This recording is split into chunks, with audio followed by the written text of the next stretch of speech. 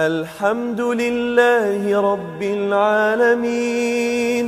السلام عليكم ورحمة الله وبركاته.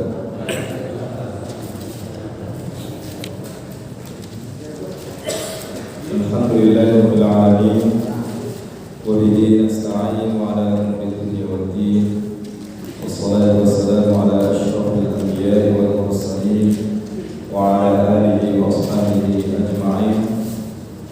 قال الله تعالى في القرآن الكريم: أعوذ بالله من الشيطان الرجيم. يا أيها الذين آمنوا اتقوا الله حق تقاته ولا تموتن إلا وأنتم مسلمون. أما بعد. Bapak, Ibu, saudara-saudara jemaah salat maghrib Masjid Nurul Ulum yang insyaallah kita hormati oleh Allah Subhanahu wa taala.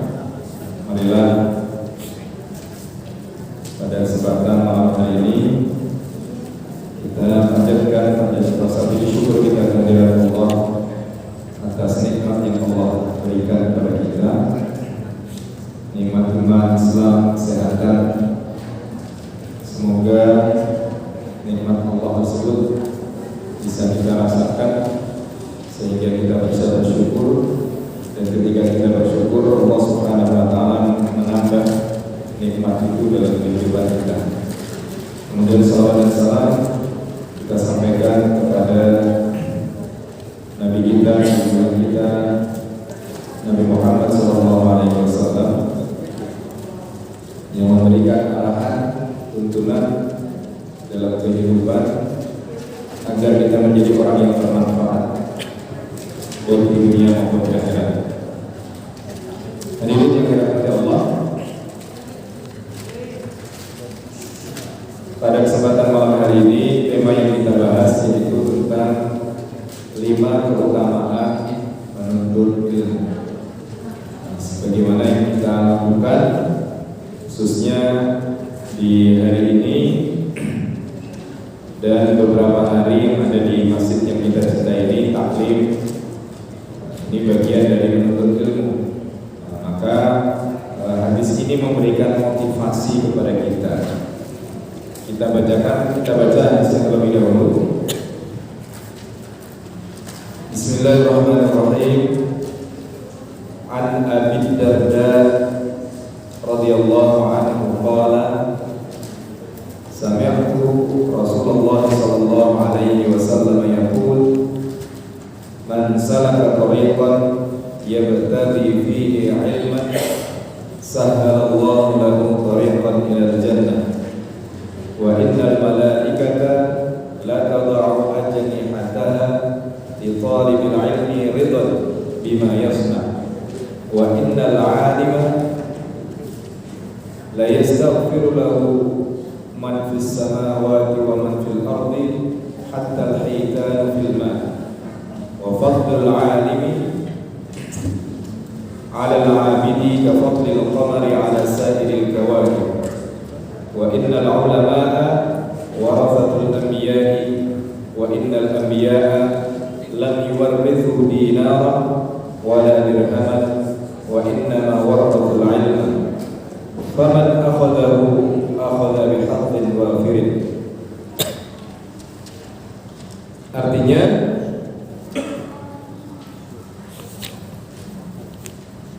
hadis ini diriwayatkan dari sahabat Abu Darda radhiyallahu anhu.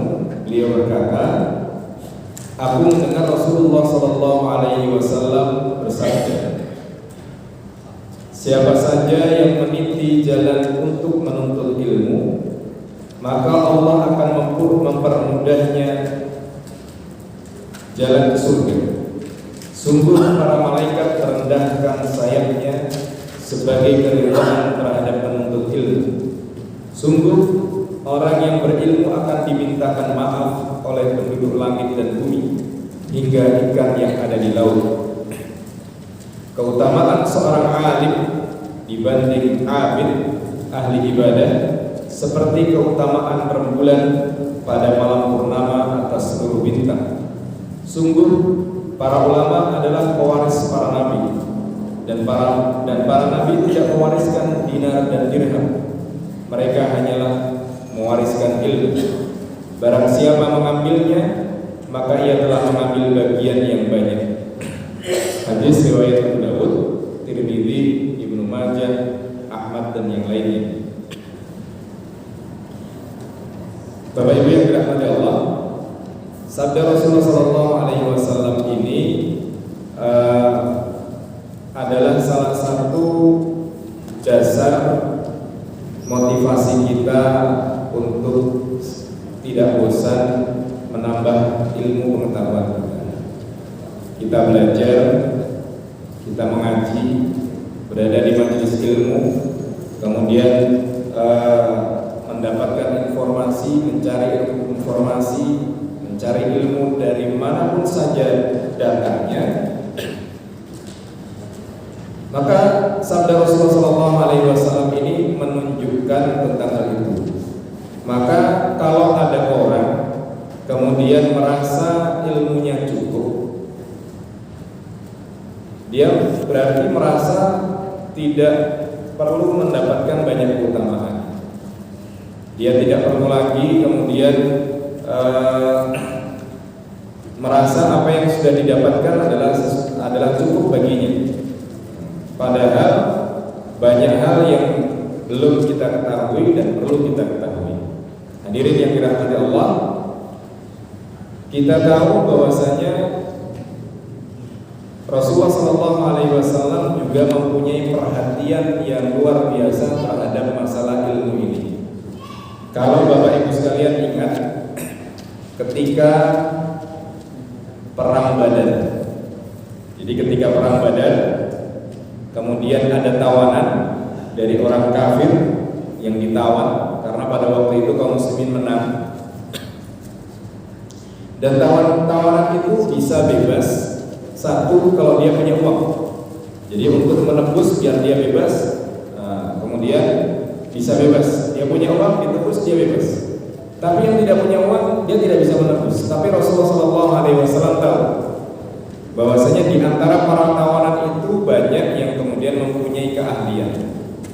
Maka Nabi menyampaikan bahwasanya yang mempunyai keahlian maka bisa mengajarkan kepada anak-anak Madinah, di anak-anak Ansor, anak-anak kaum muslimin yang ada di Badar pada waktu itu, diajari, kemudian mereka sampai bisa, dan itu sebagai tebusan. Artinya Rasulullah melihat bahwasanya keahlian, ilmu, pengetahuan itu mempunyai peran yang luar biasa.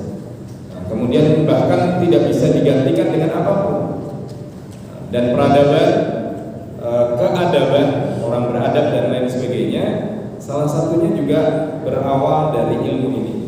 Maka Bapak Ibu yang dirahmati Allah, ada ungkapan adab lebih tinggi daripada ilmu. Tapi itu tidak bisa kemudian kita katakan digebiak-gebiak adab lebih tinggi daripada ilmu. Karena bagaimana orang beradab, berangkatnya juga dari ilmu. Tidak mungkin orang beradab kemudian tiba-tiba dia bisa mengetahui sopan santun dan lain sebagainya. Pasti ada yang mengajarkan, dan itu adalah ilmu. Hadirin yang dirahmati Allah, maka di dalam sabdanya Rasulullah SAW ini, beliau menyampaikan bahwasanya orang yang belajar, yang tidak bosan untuk belajar, menambah ilmunya, maka sebenarnya kembalinya itu pada diri kita, pada orang yang belajar itu sendiri. Nah, kita belajar, ternyata kata Nabi, man salaka tariqan yabtaghi, dalam riwayat yang lain, yaltamisu fihi ilman, sahalallahu lahu tariqan ilal jannah. Surga yang selalu kita minta kepada Allah, salah satu kuncinya adalah ilmu. Bahkan dengan ilmu ini Allah memudahkan jalan kita kepada surga. Kalau kita mungkin sering mendengar banyak jalan menuju Roma, maka seperti itu juga banyak jalan menuju surga. Jadi banyak jalan menuju surga. Dengan ilmu yang kita miliki, maka jalan kita menuju surga akan semakin banyak. Pintu yang bisa kita masuki dari pintu surga itu akan semakin banyak, semakin luas. Orang kalau tidak tahu ilmunya, mohon maaf, dia mungkin akan bersedekah, dia akan memberi pada orang lain. Tetapi orang yang tahu ilmunya, maka dia akan memberi, baik memberi kepada orang lain sebagaimana biasa, tetapi dia akan menempatkan uang yang dia keluarkan itu untuk sesuatu yang kemudian kekal. Yang itu kemudian kita kenal dengan nama sedekah jariyah. Tidak semua kemudian kita berikan pemberian kemudian habis, tetapi ini saya berikan ke tempat ini ketika tempat itu masih dimanfaatkan dengan baik, maka pahalanya akan terus mengalir. Dia akan kemudian misalnya membuat sumur, kemudian membuat segala sesuatu yang selalu dimanfaatkan oleh orang banyak, maka pahalanya itu akan terus mengalir. Dari mana kemudian dia bisa melakukan itu? Tidak lain karena dia mendapatkan sesuatu yang memberikan pencerahan terhadap dia, yaitu ilmu. Kenapa kemudian kita membaca Al-Quran? Kenapa kita termotivasi membaca Al-Quran? Karena kita tahu bahwasanya membaca Al-Quran tidak hanya dari setiap huruf itu akan mendapatkan pahala dari Allah Subhanahu wa Ta'ala. Dan setiap huruf itu bukan satu pahala yang kita dapatkan, tetapi satu huruf itu Allah lipatkan 10 kali. Dalam hadis riwayat Ibnu Mas'ud, kata Rasulullah SAW, jangan engkau anggap alif lam mim itu satu huruf, tetapi alifun harfun, wal lam harfun, wal mim harfun, wa bi kulli hasanatin bi asyri amsalihha. Alif lam mim itu bukan satu huruf, tetapi alif satu huruf, lam satu huruf, mim satu huruf, dan setiap pahala itu dilipat gandakan 10 kali. Dan tidak hanya itu saja kemudian kita termotivasi membaca Al-Quran. Rasulullah SAW juga menyampaikan bahwasanya kedudukan orang itu juga dilihat dari ayat yang terakhir dia baca. Mungkin, tapi jangan ditanya, Pak, saya baca Qurannya nggak dikhatamkan. Jadi kan ada orang yang membaca Quran kan khatam dari awal sampai akhir. Ada orang yang keterbatasannya kemudian hanya membaca Al-Quran bagian surat-surat tertentu. Ya hitungannya seberapa banyak dia membaca itu. Nah ini kenapa kemudian kita membaca Al-Quran? Nah, karena kita tahu ilmunya bahwasanya Quran ini menjadi salah satu pintu syafaat yang akan menolong kita di hari akhir nanti. Kata Rasulullah SAW, as-siyamu wal Qur'anu yashfa'ani lil 'abdi yaumil qiyamah. Puasa dan Quran itu akan menjadi pemberi syafaat di hari akhir nanti. Jadi puasa, Quran menjadi pemberi syafaat, menjadi penolong kita. Nah, kenapa kita lakukan? Karena kita tahu. Kemudian kenapa kita melaksanakan sholat tarawih? Kenapa kemudian kita berusaha untuk melaksanakan sholat qobliyah subuh misalnya? Kenapa kemudian kita sholat malam? Tidak lain karena kita tahu ilmunya, kemudian kita melaksanakan itu. Kenapa kemudian ketika kita bekerja kita disiplin, kemudian tidak mengurangi hak dan lain sebagainya? Karena kita tahu, dan itu adalah bagian dari ilmu yang kita ketahui kemudian kita laksanakan. Bapak Ibu yang dirahmati Allah, oleh karena itu segala sesuatu akan memudahkan kita sampai pada tujuan. Ilmu akan memudahkan kita sampai pada tujuan di dunia ini, apalagi kemudian tujuan kita yang kita harapkan sampai di akhirat. Maka Rasulullah SAW kan mengajarkan kepada kita. Biasanya doa ini kita baca pas Ramadan.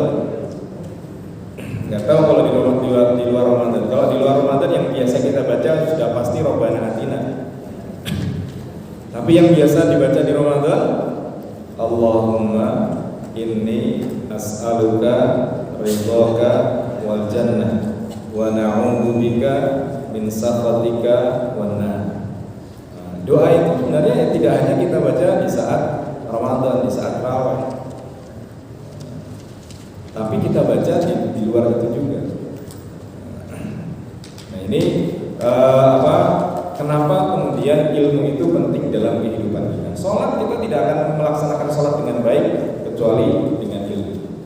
Zakat, puasa, kemudian haji, bahkan kemudian amar ma'ruf nahi munkar, menasehati orang lain, tidak akan bisa kita lakukan dengan baik kecuali kita tahu ilmunya. Benar yang kita sampaikan, tapi caranya salah. Yang kita nasihati tahu bahwasanya yang disampaikan itu benar. Cuma caranya salah, belum tentu orang yang dinasihati itu mau menerima. Ada orang banyak ini kemudian dinasihati, Pak jangan gitu Pak ya, Bu jangan gitu ya. Orang lain tahu, dia malu kan, maka menasihati itu diam-diam. Memang tidak semua orang seperti itu. Ada orang kalau nggak dinasihati terus terang, nggak paham-paham. Ada juga orang seperti itu. Maka Rasulullah SAW adalah seorang pendidik yang luar biasa. Beliau tahu siapa yang diajak bicara. Maka kalau dalam hadis afdhalul a'mal, amal perbuatan yang paling baik, hadisnya kan banyak. Karena Nabi tahu siapa yang diajak bicara. Oh, yang diajak bicara ini orangnya malas sholat. Maka kemudian Nabi menjawab, sebaik-baik amal perbuatan adalah sholat pada waktunya. Yang diajak bicara, Nabi tahu ini dengan orang tuanya kurang baik. Maka Nabi menyampaikan sebaik-baik amal perbuatan adalah birrul walidain. Seperti itu. Nah, jadi ini menandakan bagaimana pentingnya ilmu itu dalam kehidupan kita. Apa saja keutamaan ilmu yang Rasulullah sampaikan di dalam hadis ini? Yang pertama adalah perjuangan untuk mendapatkan ilmu merupakan jalan menuju surga. Surganya Allah bisa kita dapatkan dengan ilmu. Jadi bisa kita dapatkan dengan ilmu. Bapak Ibu yang dirahmati Allah,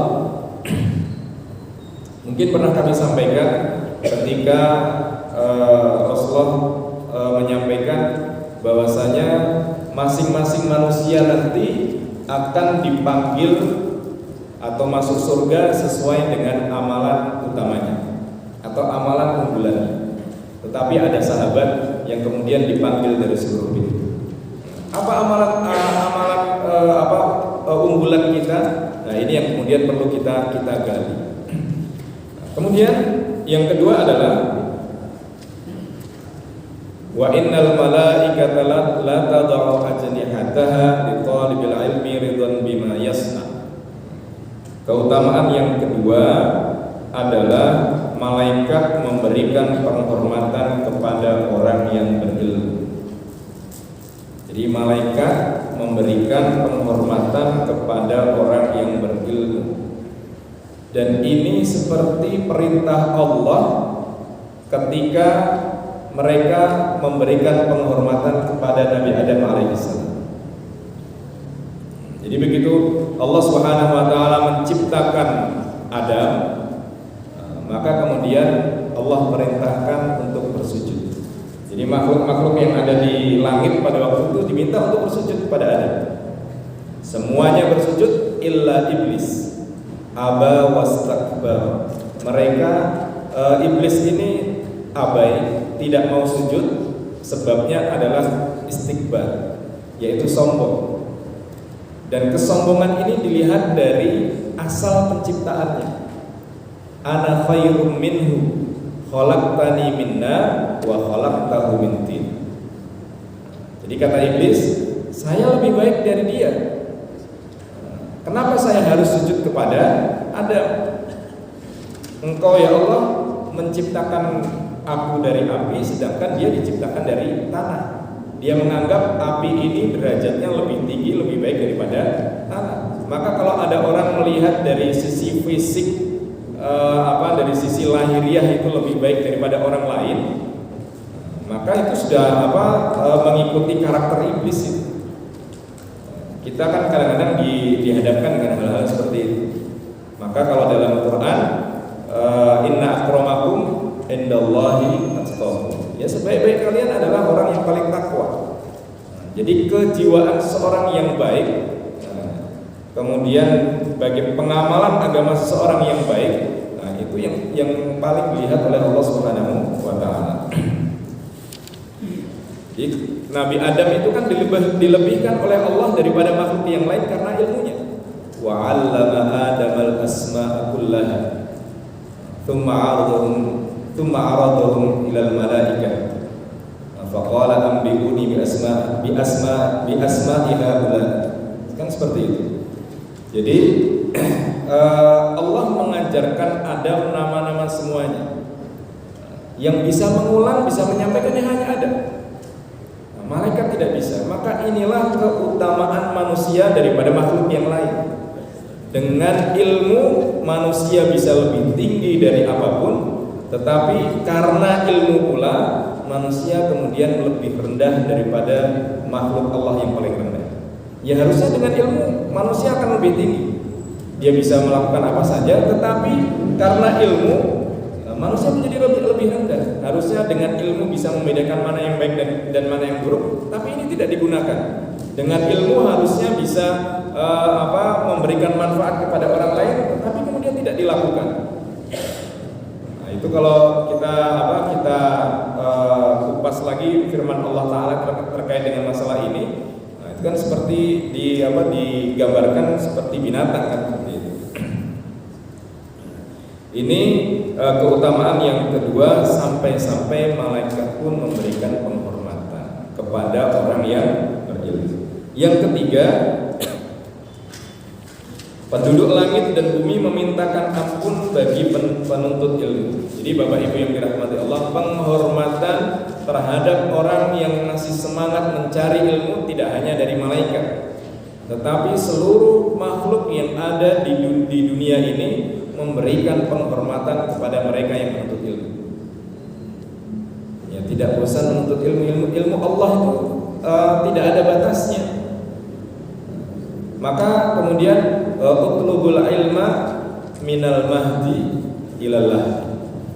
Cari ilmu sejak dari ayunan sampai kemudian menuju liang lahat. Bagaimana para ulama kita ketika dalam kondisi sakit pun tidak bosan kemudian untuk masih belajar. Jadi Bapak Ibu yang dirahmati Allah, belajar itu sebenarnya kenikmatan yang luar biasa. Jadi bukan ngajar, kenikmatan itu di saat belajar, bukan ngajar. Orang kebanyakan ngajar tidak pernah belajar, itu juga bahaya itu. Orang lebih banyak sebenarnya kan dalam Quran itu kan innas sam'a wal basara wal fuad. Yang paling banyak akan ditanya oleh Allah kan seperti itu. Tanggung jawab kita terhadap ilmu kan itu berat. Nah, ini sampai penduduk langit dan bumi itu memintakan ampun bagi penuntut ilmu. Memang kemudian Bapak Ibu yang dirahmati Allah, bisa kita pahami di sini bahwasanya orang yang belajar itu juga perlu hati-hati. Semakin banyak belajar, seharusnya pengetahuan semakin banyak, kemudian akan semakin bijak dalam melihat sesuatu. Bukan kemudian banyak belajar, tetapi kemudian semakin sempit pikiran. Belajar itu untuk meluaskan pengetahuan dan juga meluaskan hati. Jangan kita banyak belajar, tetapi kemudian hati kita sempit, pandangan kita semakin sempit. Tidak, tetapi seharusnya semakin luas. Nah, semakin kita tahu banyak, maka kita akan semakin bisa merespon segala sesuatu dengan bijak. Orang kalau taunya bahwasanya hanya tahu satu permasalahan, kemudian hukumnya A, dia akan menganggap orang yang melakukan B itu salah. Tetapi kalau kemudian kita semakin banyak, semakin luas pengetahuan kita, maka kita akan semakin bisa melihat apa yang dilakukan oleh orang lain itu dengan lebih bijak. Seperti itu. Oleh karena itu, marilah Bapak Ibu yang dirahmati Allah, saya mengajak pada kita semua bagaimana kita membuka diri mencari ilmu seluas-luasnya. Ketika tidak tahu, baru kemudian fas'alu ahla dzikri in kuntum la ta'lamun. Nah, begitu kita tidak tahu, kita konfirmasi. Kenapa seperti itu? Karena perbedaan itu seringkali bukan perbedaan yang bertolak belakang, tapi perbedaan itu banyak perbedaan variasi dalam pengamalan ajaran Islam. Itu yang ketiga. Yang keempat adalah, di sini Rasulullah SAW menyampaikan fadlul alimi 'alal 'abidi ka fadlil qamari 'ala sa'iril kawakib. Keutamaan orang yang alim terhadap orang yang abid itu seperti purnama dibandingkan dengan segala bintang. Antara orang alim, orang yang mempunyai ilmu, yang ahli ilmu dengan ahli ibadah. Ada sebuah kisah. Jadi suatu ketika Imam Syafi'i itu bertamu ke Imam Ahmad. Jadi beliau bertamu. Ketika bertamu kemudian Imam Ahmad mengatakan kepada putranya, kita kedatangan orang alim. Beliau seorang imam besar dan seterusnya diceritakan. Anaknya penasaran karena anaknya tahu bahwasanya ayahnya adalah seorang alim yang luar biasa, Imam Ahmad. Akhirnya dilihat ketika malam hari dia melihat orang tuanya bangun malam, sholat malam. Dia lihat di kamarnya tamunya masih redup, tidak ada tanda-tanda orang yang sholat malam sampai subuh. Kemudian begitu azan subuh kemudian keluar sholat subuh. Dia bingung, kenapa kemudian orang yang dikatakan alim semalam tidak melaksanakan sholat malam sebagaimana ayahnya melaksanakan sholat malam. Nah, ketika kemudian selesai sholat subuh, kemudian Imam Syafi'i ini kemudian pamit mau pergi.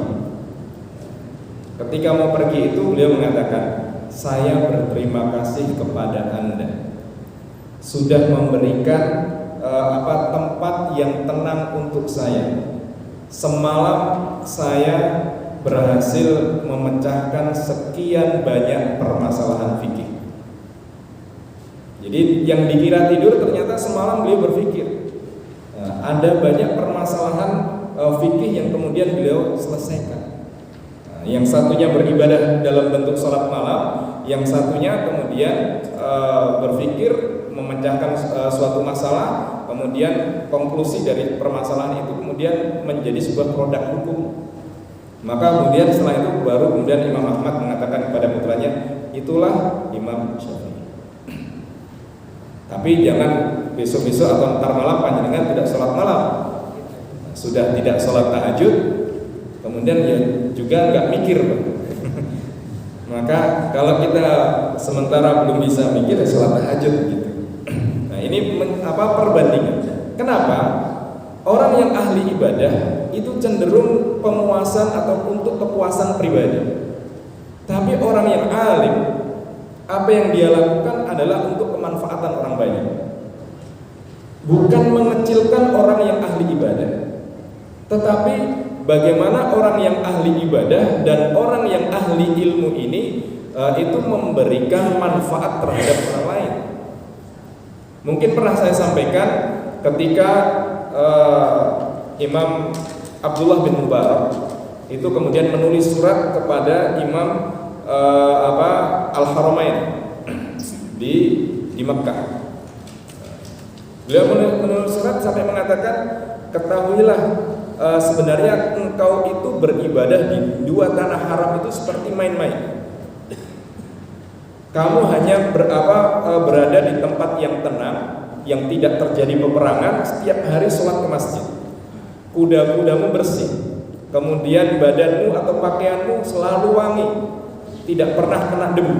Sedangkan kami, kata Abdullah bin Mubarak, di daerah Suriah, kami ketika pagi hari, ketika kami berangkat sholat subuh, kuda kami sudah kami pakaikan pelana kuda untuk berperang. Badan kami penuh dengan debu. Di saat engkau menangis di saat sholat, badan kami bercucuran darah. Setelah itu baru kemudian ada jawaban-jawaban yang menarik dari dua orang alim. Meskipun kondisi yang kemudian kenapa kemudian Imam Abdullah bin Mubarak melakukan seperti itu dan Imam Haramain kemudian melakukan seperti itu. Bapak Ibu yang dirahmati Allah, nah, di sini Rasulullah SAW ingin memberikan gambaran bahwasanya kebaikan kita di hadapan Allah itu juga perlu kita wujudkan kebaikan kita kepada orang lain. Kemanfaatan kita untuk mendapatkan pahala dari Allah tetap kita lanjutkan, tetapi jangan sampai kemudian keberadaan kita tidak bermanfaat bagi orang lain. Kita terlihat orang khusyuk beribadah, tetapi tidak mampu kemudian berinteraksi dengan orang-orang yang ada di sekeliling kita. Maka banyak sekali baik ayat Al-Quran maupun sabda Rasulullah SAW yang mengisyaratkan itu, bahwasanya keberadaan kita di tengah masyarakat itu paling tidak memberikan manfaat. Iman kita, keberagamaan kita itu juga dilihat dari sisi itu. Maka jangan heran ketika ada salah seorang sahabat pingin Rasulullah, kita ini daerah kita ini banyak orang yang rusak ini. Bagaimana saya minta izin ke panjenengan, saya pingin pindah ke daerah sana. Jadi sahabat ini pingin keluar dari daerah yang rusak, kemudian menyendiri untuk hidup di sana.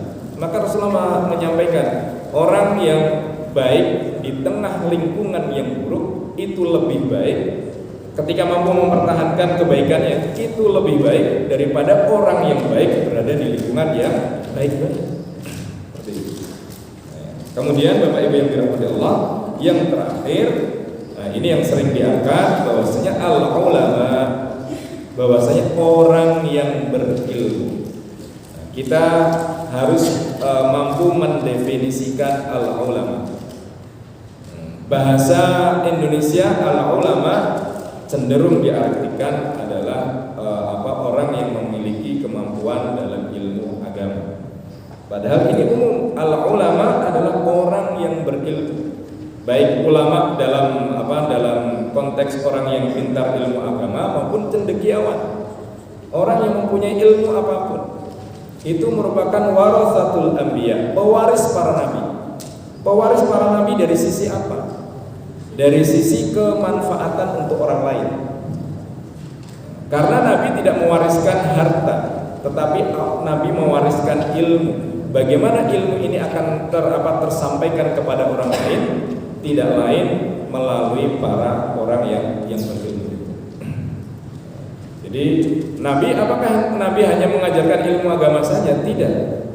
Ilmu kemasyarakatan, kemudian kesehatan, kemudian ilmu parenting, kemudian ilmu tentang peperangan, kemudian untuk mempertahankan diri, kemudian preventif, dan banyak hal yang diajarkan oleh Nabi selama beliau berada di Makkah maupun kemudian kurang lebih 10 tahun di Madinah.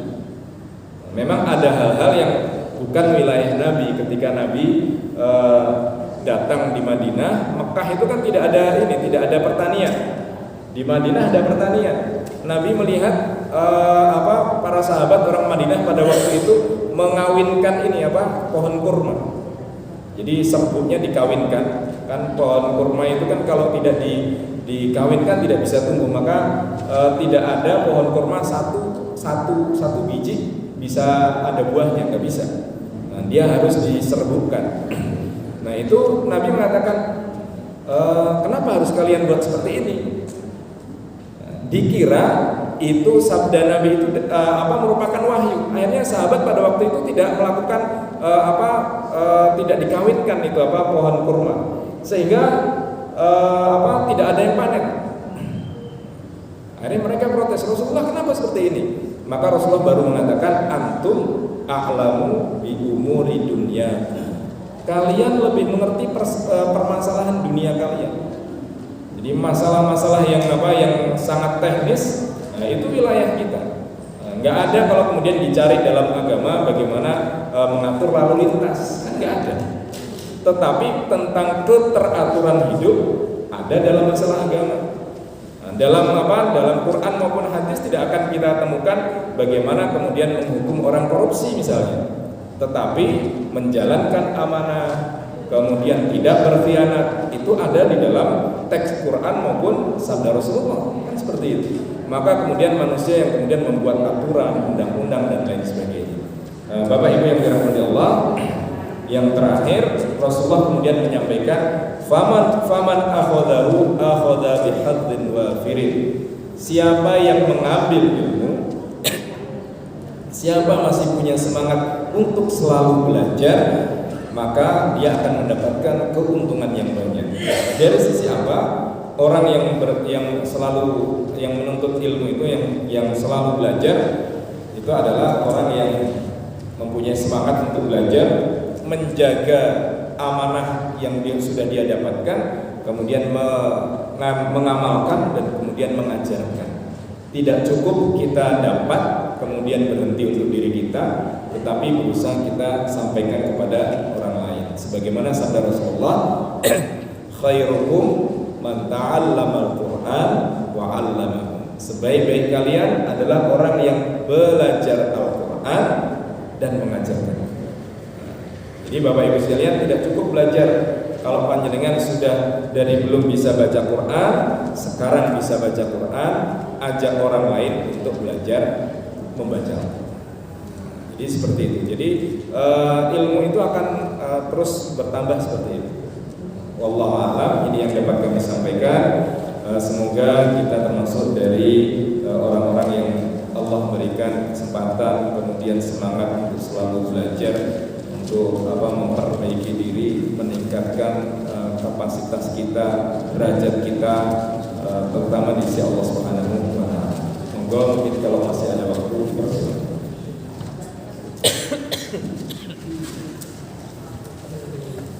Assalamualaikum warahmatullahi wabarakatuh. Assalamualaikum. Izin bertanya, Ustaz, berdasarkan apa yang tadi telah disampaikan, yaitu yang pertama, apa sesungguhnya arti ilmu itu? Karena ada yang berkaitan dengan pengetahuan. Apakah sama antara ilmu dengan pengetahuan? Yang berikutnya disampaikan tadi bagaimana Nabi Adam diberitahu oleh Allah sehingga dia mendapat penghormatan dari para malaikat. Berarti ini ada sesuatu yang direct langsung dari Allah kepada Nabi Adam alaihissalam.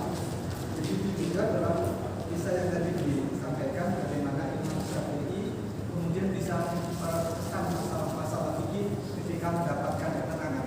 Beliau mampu berpikir, itu tentu ada bimbingan atau bagaimana saya tidak tahu. Dan yang terakhir ada yang saya pernah terima, seseorang itu bisa masuk surga bukan karena apa-apa tapi karena rahmat Allah.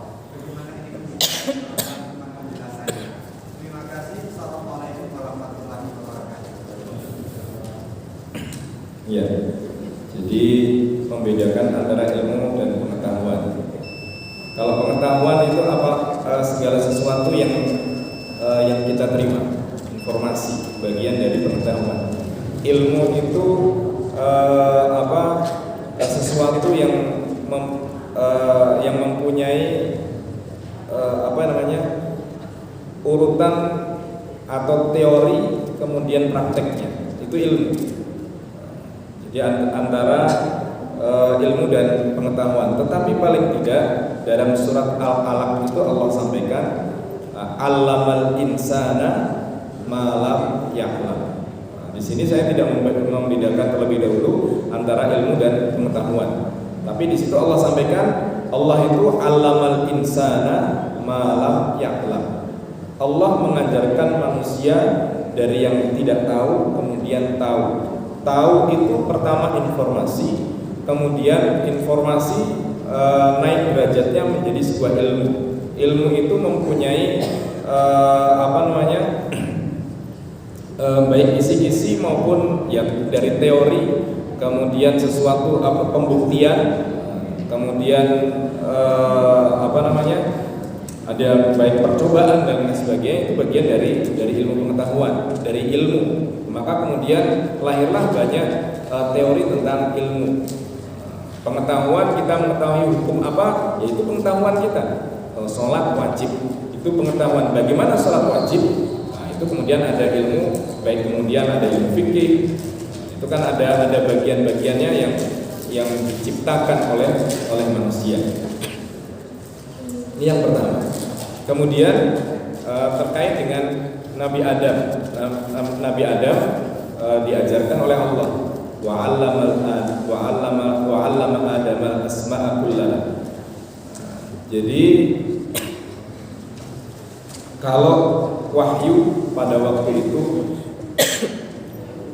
mempunyai wahyu sampai kepada Nabi melalui perantara.